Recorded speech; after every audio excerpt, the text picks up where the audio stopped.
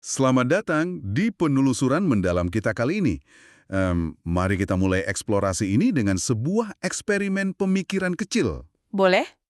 Bayangkan sejenak ya, bagaimana jika rutinitas harian Anda yang paling melelahkan itu tumpukan tugas kantor yang menggunung, tenggat waktu yang mencekik leher, atau bahkan sekedar rasa malas yang luar biasa berat saat alarm berbunyi di pagi hari. Yang mana itu terjadi pada kita semua, kan? Benar sekali. Bagaimana jika itu semua sebenarnya bukanlah sekedar beban kehidupan? Bagaimana jika itu semua adalah sekumpulan monster di dalam sebuah dungeon atau ruang bawah tanah epik yang sedang Anda jelajahi saat ini? Itu adalah pergeseran perspektif yang sangat masif. Betul. Dan hari ini, kita memiliki setumpuk dokumen desain, analisis psikospiritual, dan juga tutorial antarmuka dari sebuah web game produktivitas yang sangat mengundang rasa penasaran. Namanya adalah Leveling Up Reality, atau sering disingkat LUR. Iya, dokumen-dokumen ini cukup tebal dan sangat komprehensif. Sangat tebal. Nah, misi eksplorasi kita hari ini sangat spesifik. Kita akan membedah tumpukan sumber ini untuk memberikan panduan langkah demi langkah semacam walkthrough practice, khusus untuk Anda yang mungkin baru mau mencoba sistem ini. Dan ini bukan sekedar membahas tombol mana yang harus diklik ya.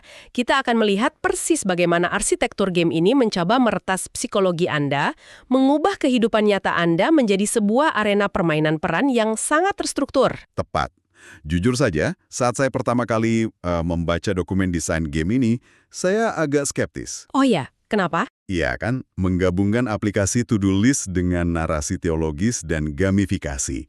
Terdengar seperti resep yang rentan membuat kita merasa lebih bersalah kalau kita gagal menyelesaikan tugas. Saya paham kekhawatiran itu. Itu respons yang wajar. Tapi setelah saya baca lebih jauh, jika Anda selama ini bosan dengan aplikasi produktivitas yang kaku, dan Anda butuh sistem yang mengawinkan efisiensi kerja dengan ketenangan batin, pendekatan game ini benar-benar pantas kita perhatikan. Sangat pantas. Oke, mari kita bedah ini. Sebelum kita menyentuh layar antarmuka utamanya, kita kan perlu memahami fondasi dunia macam apa yang sedang kita masuki. Bisa tolong berikan sedikit konteks dasar untuk pendengar kita? Tentu. Nah, yang sangat memakau di sini adalah fondasi narasinya. Leveling Up Reality ini dibangun di atas arsitektur teologis yang sangat spesifik. Oke. Premis utamanya menetapkan bahwa dunia nyata tempat Anda bernapas saat ini secara harfiah adalah sebuah dungeon. Jadi bukan cuma metafora biasa ya? Bukan sekedar kiasan estetika. Dalam kerangka ini, musuh utama yang Anda hadapi bukanlah atasan yang menuntut atau kemacetan lalu lintas yang bikin stres. Lalu apa musuhnya? Musuhnya adalah personifikasi dari godaan dan kemalasan. Dokumen ini menyebutnya sebagai iblis dan pasukannya yang secara aktif membisikkan respons negatif ke dalam pikiran Anda. Tunggu dulu. Berarti fokusnya bukan pada mengubah situasi di dunia luar dong, melainkan bagaimana kita bereaksi di dalam pikiran kita sendiri. Tepat sekali. Tujuannya sama sekali bukan untuk membuat Anda menjadi pahlawan super yang bisa menaklukkan takdir. Karena takdirnya sudah ada yang mengatur kan? Benar. Dalam kerangka teologis ini, takdir dasar Anda sudah ditetapkan. Tujuannya murni untuk melatih Anda memberikan respons terbaik terhadap setiap event atau kejadian yang dilemparkan ke hadapan Anda di dalam dungeon ini. Menarik. Rumus yang mereka gunakan sangat sederhana, namun secara psikologis sangat membebaskan. Rumusnya begini, event ditambah respons sama dengan tawakal. Wow, event ditambah respons sama dengan tawakal. Itu kerangka pikir yang sangat menarik. Kita memindahkan kendali dari hal yang memang tidak bisa kita ubah ke hal yang 100% ada di tangan kita. Persis. Nah, mari kita terjemahkan konsep filosofis tadi ke dalam layar antarmuka gamenya. Saat Anda membuka web game Leveling Up Reality ini di browser untuk pertama kalinya, Anda akan melihat dua tombol utama. Ya, antarmukanya cukup bersih. Tombol pertama adalah New Adventurer, dan tombol kedua adalah Upload Quest Log. Untuk Anda yang merupakan pemain baru, langkah logisnya tentu mengklik tombol New Adventurer dan memasukkan nama Anda. Dan disinilah game ini langsung memberikan kejutan pertamanya. Betul. Karena setelah Anda klik, alih-alih langsung masuk ke menu daftar tugas, layar justru memunculkan sebuah prolog cerita tentang Lauhul Mahfuz. Iya, semacam catatan abadi tentang takdir alam semesta. Prolog itu dirancang secara sengaja sebagai framing psikologis. Supaya kita sadar posisi kita. Betul. Sebelum Anda mulai mendaftar beban kerja Anda, game ini ingin menanamkan pola pikir bahwa Anda hanya sedang merespon skenario yang sudah tertulis secara ilahi. Ini pasti untuk menurunkan ekspektasi ego kita kan? Ego yang seringkali ingin mengontrol segalanya. Tepat. Ini semacam kalibrasi ekspektasi sebelum permainan benar-benar dimulai. Masuk akal sih. Nah, ada satu hal teknis yang bikin saya penasaran saat menelusuri dokumen panduannya. Game berbasis browser kan biasanya rawan banget bikin frustrasi. Karena datanya mudah hilang. Iya, kalau kita nggak sengaja menutup tab, hilang semua ketikan kita. Bagaimana sistem ini menangani retensi data penggunanya? Nah, mereka menggunakan pendekatan teknis yang sangat pragmatis. Game ini tidak menuntut Anda membuat username baru atau mengingat password yang rumit. Jadi loginnya pakai apa? Mereka menggunakan fitur save game otomatis yang terintegrasi secara live dengan akun Google di browser Anda. Oh, oke. Jadi bayangkan skenario ini. Saya sedang di tengah-tengah memasukkan tugas harian saya, tiba-tiba ada panggilan rapat darurat dari bos, dan saya panik langsung menutup browser laptop saya. Data Anda aman. Benar-benar tersimpan. Iya. Setiap interaksi, setiap poin yang Anda dapatkan itu tersimpan seketika. Ketika Anda membuka kembali browser itu, setelah rapat Anda selesai, sistem akan mengenali sesi Anda. Terus tampilannya gimana? Akan muncul tombol adaptif baru di layar awal yang bertuliskan "Lanjutkan petualangan", lalu diikuti nama Anda. Anda tinggal menekan tombol itu dan kembali persis ke titik di mana Anda tinggalkan tadi. Wah, itu sangat meminimalisir hambatan untuk mulai lagi ya. Lalu, apa fungsi tombol upload quest log yang ada di sebelah tombol mulai tadi? Itu adalah opsi intervensi manual. Katakanlah karena satu dan lain hal, Anda harus memindahkan progres game Anda ke perangkat komputer di kantor. Yang komputernya sama sekali berbeda dan mungkin tidak boleh terhubung dengan akun Google pribadi kita. Tepat sekali. Tombol upload quest log ini memungkinkan Anda mengunggah data progres atau save data secara mandiri tanpa harus login Google. Oke, jadi secara teknis mereka memang membuat jaring pengaman berlapis ya. Nah, setelah kita melewati layar awal dan prolog tadi, Anda akan diarahkan pada sebuah tombol yang menurut panduan ini berstatus wajib ditekan. Iya, ini krusial. Tombol itu bertuliskan, mulai tes MBTI. Anda akan diminta menjawab 10 pertanyaan singkat, lalu menekan tombol selesai tes. Pasti Anda sempat heran dengan bagian ini kan? Jujur saja iya, bagian ini membuat alis saya agak berkerut. Untuk apa sebuah game produktivitas yang bernuansa spiritual Islami memaksa kita melakukan tes kepribadian psikologi barat? Bukankah itu dua kutub pemikiran yang berbeda? Sekilas memang terlihat begitu. Tapi jika kita hubungkan ini dengan gambaran besarnya, ini justru salah satu keputusan desain paling cerdas dari Leveling Up Reality. Cerdas bagaimana maksudnya? Begini, game RPG tradisional biasanya kan memaksa Anda memilih kelas karakter secara acak. Apakah Anda mau jadi kesatria, pemanah, atau penyihir? Iya, seringnya kita cuma pilih yang senjatanya keren saja. Betul, tapi Lur tidak melakukan itu. Pengembangnya mengintegrasikan psikologi kepribadian Myers-Briggs dengan konsep fitrah atau kecenderungan bawaan manusia yang ada dalam literatur Islam. Oh, saya mulai paham. Ini adalah penerapan langsung dari metodologi strength-based development ya? 100% benar.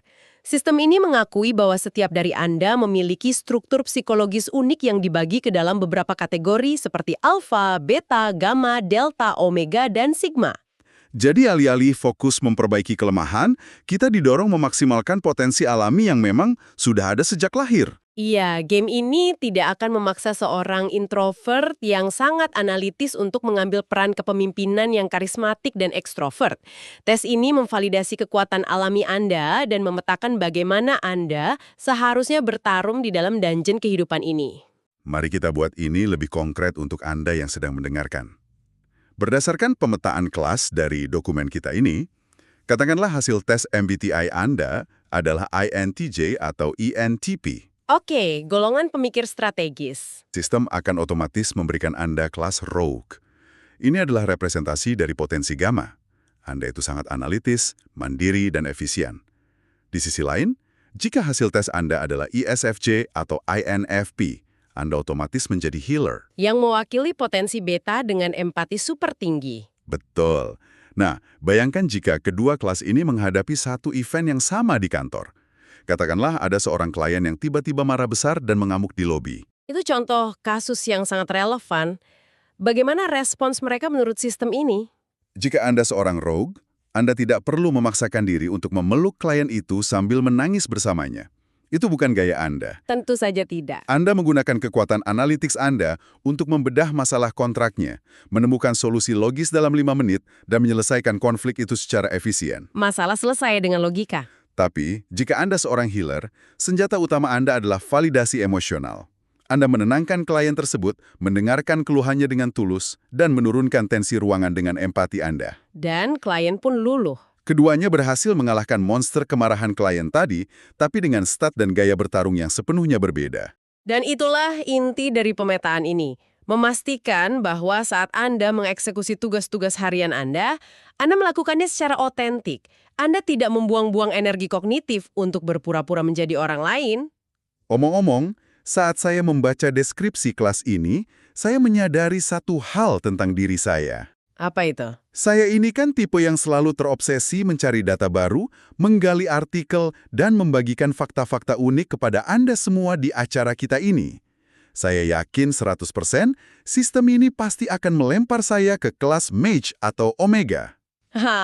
Saya setuju. Dan itu peran yang sangat krusial loh. Sebagai seorang mage, medan tempur Anda adalah literatur dan pengetahuan. Anda menyinari jalan guild Anda dengan wawasan, bukan dengan tebasan pedang. Oke, sekarang kita tahu siapa diri kita lewat tes tersebut. Langkah logis selanjutnya adalah melihat di mana kita berdiri. Disinilah kita masuk ke markas utama, atau layar dashboard. Tampilan utamanya ya. Betul. Di layar ini, Anda akan melihat tipe kelas Anda yang tadi, lalu rank, atau peringkat, yang untuk semua pemain pemula selalu dimulai dari rank F. Peringkat paling dasar. Ada juga indikator total kredit, yaitu mata uang internal gamenya, dan tanggal Masehi hari ini. Tapi, sebelum Anda buru-buru menyusun daftar tugas harian Anda, ada satu tombol besar yang menjadi gerbang utama permainan ini. Tombol apa itu? Tombol mulai quest goal setting. Saya ingin memberi catatan khusus untuk Anda di bagian ini. Dalam hierarki sistem game ini, tombol goal setting ini adalah titik kritis. Kenapa begitu? Ini disebut step 1, yaitu life goal setting dan penyucian hati. Jangan pernah mulai merencanakan hari Anda jika Anda belum menekan tombol ini. Tanpa pondasi ini, Anda hanya akan mengklik daftar to-do list harian tanpa ada jangkar makna yang jelas. Mari kita lihat apa yang terjadi saat tombol itu ditekan. Sebuah formulir terbuka.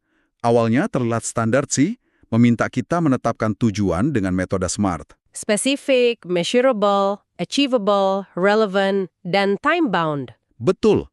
Kita semua di sini pasti sudah hafal di luar kepala tentang SMART itu. Jadi kita tidak perlu bahas panjang lebar. Tapi yang membuat saya berhenti dan berpikir adalah kolom di sebelahnya. Ada apa di kolom sebelahnya? Sistem memaksa kita mengaitkan tujuan rasional SMART tadi dengan apa yang mereka sebut misi akhirat. Menarik. Bagaimana tepatnya formulir itu menstrukturkan pembagiannya?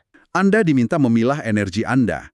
Mana tindakan yang masuk kategori berlomba untuk akhirat, yang artinya ini wilayah di mana Anda harus memberikan usaha maksimal tanpa hitung-hitungan. Oke. Dan mana tindakan yang sekedar bertebaran untuk dunia yang artinya, di sini Anda harus super efisien, cerdas, menghemat energi, dan tidak perlu terlalu emosional kalau gagal. Pemilahan prioritas energi yang sangat rapi. Setelah Anda menuliskan itu semua, ditambah daftar kebiasaan positif dan negatif yang mau Anda ubah, Anda tinggal menekan selesaikan goal setting. Imbalannya lumayan loh, Anda langsung dapat 50 kredit. Tapi saya rasa poin utamanya bukan di mata uang virtual itu kan? Jelas bukan. Aha momennya tersembunyi di balik kolom misi akhirat tersebut. Pengisian formulir ini dirancang untuk mengaktifkan apa yang sistem sebut sebagai Ultimate Skill 1, yaitu Divine Protection. Proteksi ilahi. Jika kita bedah secara psikologis, skill ini sebenarnya apa? Skill ini adalah mekanisme pertahanan utama terhadap overthinking atau kecemasan berlebih. Bagaimana korelasinya? Bagaimana menuliskan misi akhirat bisa menghentikan saya dari kecemasan memikirkan deadline besok pagi? Begini logikanya. Ketika Anda secara sadar mengarahkan tujuan akhir Anda pada ridho Tuhan, Anda secara otomatis melepaskan beban untuk mengontrol variabel duniawi yang memang irasional dan di luar kendali Anda. Karena kita memang tidak bisa mengontrol semuanya ya. Betul. Anda tidak lagi mencoba mengontrol apakah atasan Anda sedang mood baik hari ini atau apakah algoritma pasar sedang berpihak pada bisnis Anda. Fokus Anda menyempit, Menyempit pada apa? hanya pada satu pertanyaan. Apakah usaha saya hari ini sudah benar dan etis? Beban kognitif untuk mengendalikan hasil akhir itu menghilang. Inilah yang disebut proteksi ilahi dari overthinking. Wah, nah di sini bagian yang benar-benar menarik. Begitu Anda selesai mengatur jangkar mental tersebut dan mensubmit form tadi, dashboard Anda berubah wujud. Muncul fitur baru ya? Tiba-tiba muncul sebuah indikator visual yang sangat ikonik di game RPG klasik. Bar Heart Point atau HP, lengkap dengan tombol kelola Heart Point di sebelahnya. Berapa nilai awalnya? Di awal permainan, nyawa Anda disetel di angka 50, dari batas maksimal 100 poin. Sangat krusial untuk dicatat di sini bahwa HP di game ini tidak merepresentasikan stamina fisik Anda. Ini bukan tentang seberapa lelah tubuh Anda setelah bekerja. Lalu merepresentasikan apa? Bar HP ini adalah indikator kesucian atau kondisi hati Anda secara real time. Dan cara kerjanya cukup mengintimidasi pada awalnya. Misalnya begini, Anda sedang fokus bekerja di depan laptop. Lalu Anda tergoda membuka ponsel dan berakhir menghabiskan 1 jam doom scrolling media sosial. Sesuatu yang sangat sering terjadi.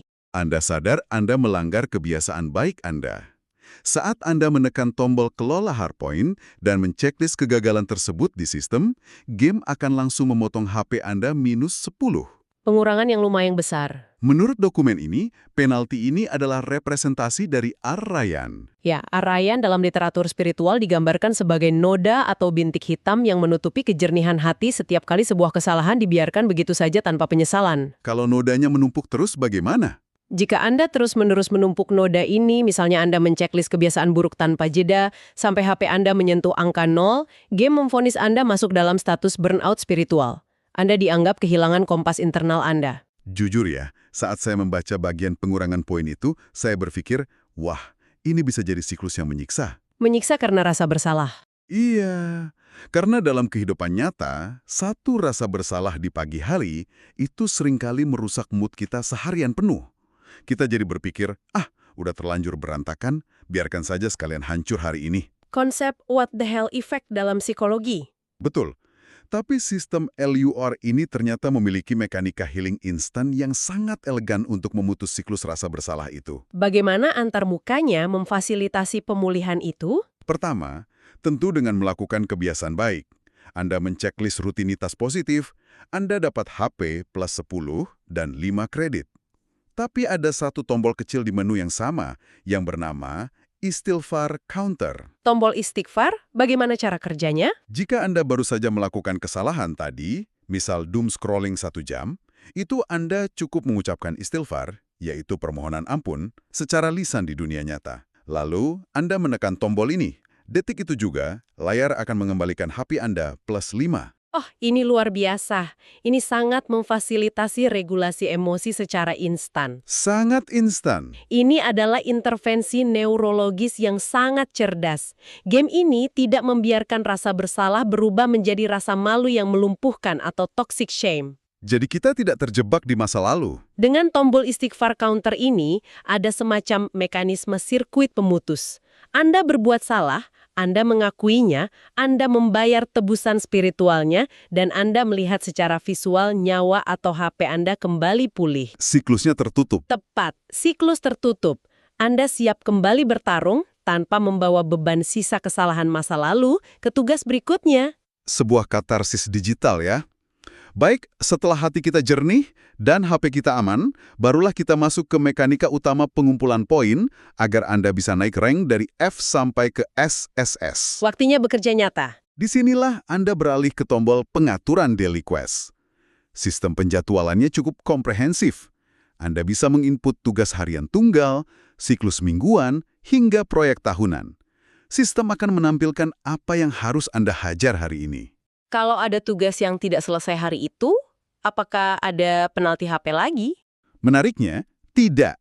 Sistem hanya memindahkannya ke hari esok tanpa penalti tambahan. Sistem yang cukup pemaaf. Namun sebelum Anda mengeksekusi daftar quest tersebut, dokumen analisis ini menyoroti sebuah pasif skill krusial yang harus diaktifkan. Dan ini unik karena diaktifkan dari luar antarmuka. Maksudnya, skill yang diaktifkan di dunia nyata, bukan diklik di game? Betul. Namanya Divine Blessing of Time atau Barokah Waktu. Untuk memucu buff ini, pemain direkomendasikan menjalankan rutinitas membaca Al-Quran atau berzikir di pagi hari sebelum memulai pekerjaan. Apa efeknya secara praktis? Dari kacamata performa murni, rutinitasing di pagi hari terbukti secara ilmiah menurunkan kadar kortisol dan membangun gelombang otak yang optimal untuk fokus. Di dalam narasi game, ini diterjemahkan sebagai dilatasi waktu. Dilatasi waktu, waktunya melambat. Iya, daftar tugas yang seolah butuh 10 jam untuk diselesaikan, entah bagaimana bisa Anda selesaikan jauh lebih cepat dan rapi tanpa ada sensasi tergesa-gesa yang membuat stres. Masuk akal. Ketenangan pikiran melahirkan efisiensi kerja. Nah, berbicara soal efisiensi, ada satu fitur antarmuka di bagian Daily Quest yang membuat saya langsung berpikir, wah, semua pekerja kantoran butuh ini sekarang juga. Fitur apa itu? Yaitu tombol laporan Daily Quest harian. Apa yang membuatnya begitu istimewa dibandingkan aplikasi catatan atau to-do list biasa? Kepraktisannya yang ekstrim. Bayangkan Anda tiba di penghujung hari kerja. Anda lelah, mata sudah berat, tapi Anda masih harus memberi update ke atasan atau tim Anda di grup chat. Momen yang paling males dilakukan ya? Alih-alih mengetik ulang semua yang sudah Anda kerjakan, Anda cukup menekan tombol ini, sistem secara otomatis menyusun semua quest yang sudah Anda selesaikan hari itu dan menyalinnya ke clipboard perangkat Anda. Langsung terkopi otomatis. Langsung. Dan format teksnya sangat rapi dan siap kirim. Formatnya elegan, ada tanggal hari ini, nama karakter Anda, rank Anda, dan deretan bullet point pekerjaan Anda. Anda tinggal buka WhatsApp atasan Anda, klik paste, dan kirim. Selesai. Wah, ini bukan sekedar gamifikasi internal untuk kepuasan pribadi ya. Ini amunisi produktivitas profesional yang nyata. Integrasi yang brilian antara simulasi spiritual dan tuntutan korporat nyata. Namun, ini memunculkan satu pertanyaan penting. 100% betul, itulah kenapa sistem ini memiliki fase multiplayer atau komunitas. Di dashboard Anda, ada sebuah tombol yang mengintimidasi sekaligus menantang. Tombol Battle Heart hari ini. Iya, ini adalah momen di mana Anda mengkonversi semua kedisiplinan Anda hari ini menjadi daya rusak untuk menyerang musuh. Bagaimana mekanika serangannya? Ketika Anda menekan tombol battle card itu, Anda sebenarnya sedang memicu kalkulasi matematis di latar belakang sistem. Game ini menghitung attack point harian Anda. Rumusnya bagaimana? Rumusnya dirancang untuk menguji konsistensi Anda. Mari kita urai pelan-pelan agar terbayang logikanya. Sistem akan mengambil jumlah HP Anda saat itu, membaginya dengan 100, mengalikannya dengan rasio rank Anda, lalu dikalikan lagi dengan jumlah kredit yang Anda dapat hari itu. Mari kita buat simulasi kasarnya biar lebih mudah dipahami. Katakanlah HP saya penuh di angka 100. Sistem membaginya 100, jadi angka dasarnya adalah 1, kan? Betul. Jika saya masih pemain pemula di rank F, pengalir rasio saya cuma 1. Tapi bayangkan jika saya sudah rajin bermain berbulan-bulan dan mencapai rank legendaris SSS, daya serang saya dari rasio itu saja langsung dikalikan 3. Tepat. Artinya, semakin konsisten Anda menjaga kebersihan hati, yaitu HP, dan mengerjakan tugas untuk dapat kredit, semakin brutal kekuatan tempur Anda hari itu. Tapi pertanyaannya, setelah daya serang itu dihitung dan disalin ke clipboard, kemana Anda harus melemparkan serangan itu? Masa mau dikirim ke bos lagi? Tentu saja tidak. Disinilah game ini mendobrak batas layarnya sendiri. Teks dari battle card Anda yang sudah dikalkulasi tadi kan, telah tersalin otomatis. Langkah Anda selanjutnya adalah pindah ke aplikasi Instagram. Ke media sosial? Ya, Anda mencari akun resmi gamenya, yaitu Leveling Up Reality. Di sana secara berkala, admin atau yang bertindak sebagai guild master akan memposting ilustrasi seekor monster. Monster seperti apa contohnya? Monsternya punya nama spesifik dan total HP tertentu. Misalnya, iblis suka menunda pekerjaan dengan HP 500 atau monster kecanduan gadget. Oh, saya paham sekarang. Lalu cara kita menyerangnya? Untuk menyerang, Anda cukup paste atau tempel teks battle card Anda tadi ke kolom komentar postingan Instagram tersebut. Keren banget. Jadi Anda literally menggempur monster itu bersama pemain-pemain lain di kolom komentar sampai total daya serang komunitas monster tersebut. Jika kita menganalisis aktivitas saling tempel komentar ini, dari sudut pandang perilaku, kita akan menemukan teknik psikologis yang sangat mendalam, bernama eksternalisasi. Eksternalisasi. Bisa dijelaskan sedikit? Biasanya, saat kita gagal fokus, kita menginternalisasi masalahnya. Kita melabeli diri kita sendiri. Kita bilang, saya memang pemalas, atau saya ini orang yang tidak disiplin. Itu sangat menghancurkan identitas diri. Merusak harga diri ya? Benar. Melalui mekanika battle card dan monster di Instagram ini, kebiasaan buruk Anda diekstraksi keluar dari dalam diri Anda. Kemalasan bukan lagi identitas Anda. Ia menjadi entitas luar yang terpisah, sebuah target yang bisa diserang. Dan yang paling penting, Anda tidak melawannya sendirian dalam ruang hampa. Anda melihat ratusan battle card lain di kolom komentar dari komunitas yang sama-sama sedang berjuang membasmi monster yang sama. Visualisasi perlawanan kolektif. Luar biasa. Dan untuk menjaga komunitas guild ini tetap solid, antarmukanya juga menyediakan beberapa tombol ekstra yang fungsinya cukup jelas. Ada tombol apa lagi? Ada tombol laporkan quest selesai untuk mengklaim reward dari misi spesial yang diumumkan admin. Lalu ada tombol gabung Discord Guild. Jika Anda klik, ini akan membawa Anda ke server Discord resmi mereka. Di sana pemain bisa saling interaksi langsung. Betul, di sana Anda tidak hanya nongkrong, tapi Anda bisa ikut sesi konseling pengembangan diri secara live dan mendapat tambahan 50 kredit.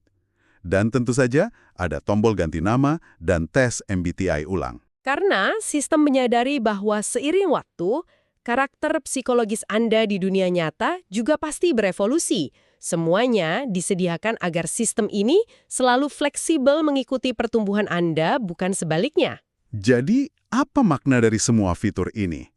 Jika kita mundur selangkah dan melihat keseluruhan dashboard game ini, beserta semua tombol yang baru saja kita bedah, kita melihat pola yang luar biasa.